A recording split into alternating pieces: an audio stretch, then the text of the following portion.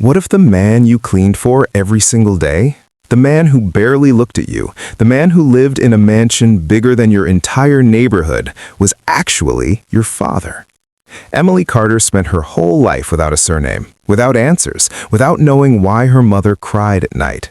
At 22, she was just a cleaner in a billionaire's house, until one photograph, one unopened letter, and one DNA test changed everything. This is the story of a girl who cleaned a rich man's house, not knowing she was cleaning her own father's floors. And when the truth came out, it shook the city. Stay with me, because the ending will break you. Father's name? Emily Carter stared at the blinking cursor on the scholarship form. The room was silent except for the ticking clock on the wall of her tiny apartment. She whispered to herself, "I don't know." Her mother, Sarah Carter, had raised her alone. When Emily was 16, cancer took her away. On her final night in a hospital, Sarah had gripped Emily's hand weakly. "Mom, who is he?" Emily had asked, tears spilling. Sarah's lips trembled. "I wanted to protect you, and him." "Protect me from what?" But Sarah only whispered one last sentence. "Forgive me." And then she was gone. Emily never got her answers, and now at 22, she was cleaning other people's homes while studying business at night, fighting for a life she wasn't born into. The mansion stood like a palace above the city. When Emily stepped inside for her first shift, she felt small. Everything smelled like expensive polish and quiet power. Then she saw him, Jonathan Reed, tall, composed, sharp gray eyes. He didn't smile. "You're from Bright Touch Cleaning Services?" he asked calmly. "Yes, sir." "Good. I value privacy. Do your work, no questions." His voice was firm, but not cruel. Still, something inside her tightened. As she walked past him, she felt it again, a strange pull, like standing near someone you've met before, but never have. 3 weeks later, everything changed. Emily was dusting near the study when she noticed the door slightly open. Inside, sunlight hit a silver picture frame. She stepped closer. Her heart nearly stopped. It was her mother. Young, smiling, beautiful, standing beside a younger Jonathan Reed. Her hands began to shake. "No, this can't be." Behind her, a voice went cold. "What are you doing in here?" She turned slowly. Jonathan's eyes followed her gaze to the photograph. For a second, just a second, his expression cracked. "Who is she?" Emily asked softly. He stepped forward quickly and picked up the frame. "That was a long time ago." "She looks exactly like my mother." Silence. Heavy. Dangerous. "You're mistaken," he said flatly, but his hands were trembling. That night, Emily couldn't breathe properly. The resemblance wasn't coincidence. The next morning, she gathered courage. "Mr. Reed, please, how did you know Sarah Carter?" He froze mid-step. "Where did you hear that name?" "She's my mother." The air shifted. Jonathan stared at her like the ground had disappeared beneath him. "Your mother was Sarah Carter?" "Yes." He turned away quickly. "It was a charity event. I met hundreds of people." "Don't lie to me," Emily whispered, her voice breaking. "She never spoke about my father, ever. Why?" He faced her again, jaw tight. "Finish your cleaning and go home." His voice was firm, but his eyes were haunted.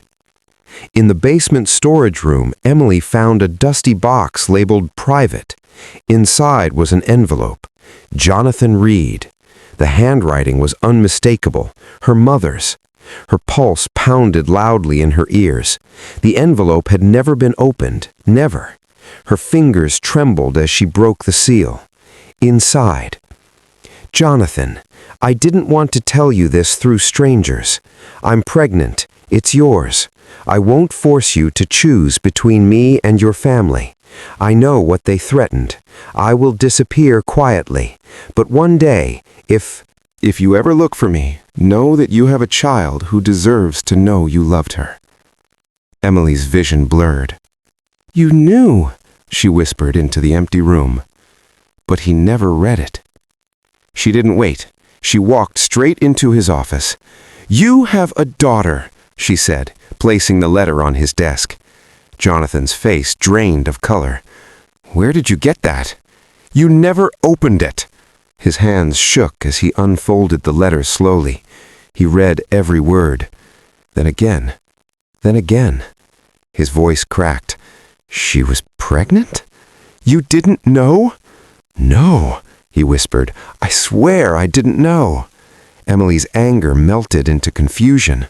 "My mother struggled her whole life," she said, tears falling. "We lived in one-bedroom apartments. She worked 2 jobs. I watched her break every day." Jonathan sat heavily in his chair. "My parents told me she left, that she didn't want me. They paid her to go. I searched for her later, but she was gone." "She didn't want your money," said Emily. "She wanted dignity." Silence filled the room. Then he looked at her. Really looked. "My God!" Jonathan's voice was barely steady. "I need proof. Not because I doubt you, but because if this is true..." His voice broke completely. "I lost 22 years. The test results came a week later. He stared at the paper. 99.99%. His daughter. He covered his mouth as tears streamed down his face.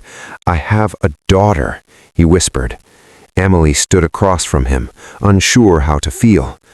"Why didn't you fight harder?" she asked softly. He closed his eyes.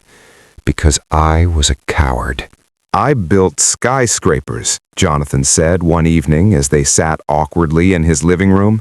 "I negotiated billion-dollar deals, but when my parents said I would lose everything if I stayed with your mother, you chose money. I chose fear." Emily swallowed hard. "Do you know what it's like growing up watching your mom cry at night?" He shook his head slowly. "No." "She loved you," Emily whispered, "even when she pretended she didn't."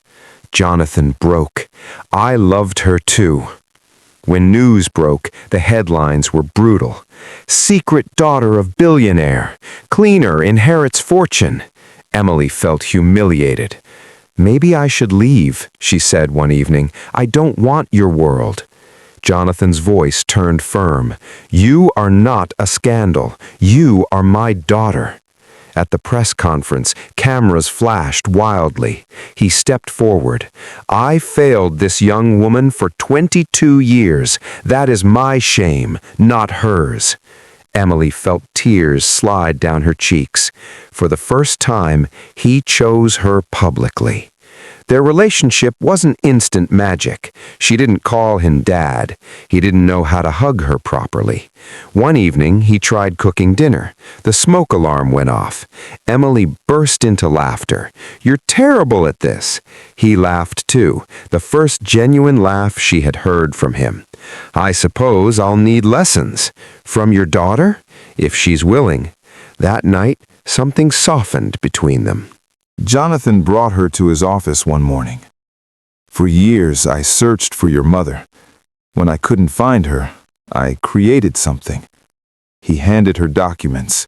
"A trust fund, set up 20 years ago. For a child I hoped existed," he said quietly. Emily stared at him in disbelief. "You waited?" "I never stopped loving her."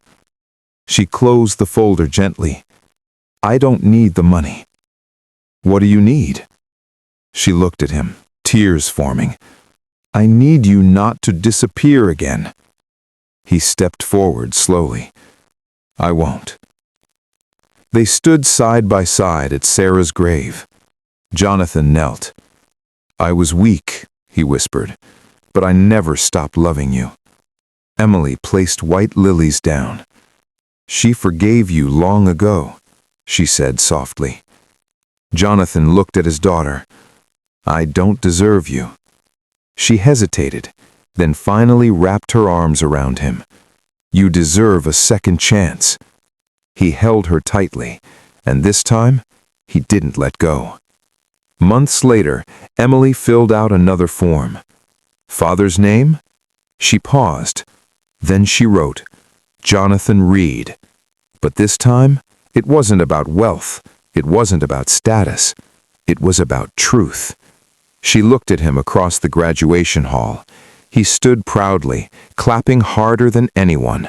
Not as a billionaire, not as a businessman, but as a father who finally chose love. And for the first time in her life, Emily didn't feel like a girl without a surname. She felt wanted. Some people grow up with wealth. Some grow up with love. But not everyone gets a second chance at family. Jonathan built an empire. But the greatest thing he ever rebuilt was the relationship he almost lost forever. And Emily, she finally had an answer to the question that haunted her life. Who is my father? If this story touched your heart, if you believe family deserves a second chance, don't forget to like this video, subscribe to the channel, and comment below. Family is everything. Because you never know, the person you're overlooking today may be part of your tomorrow.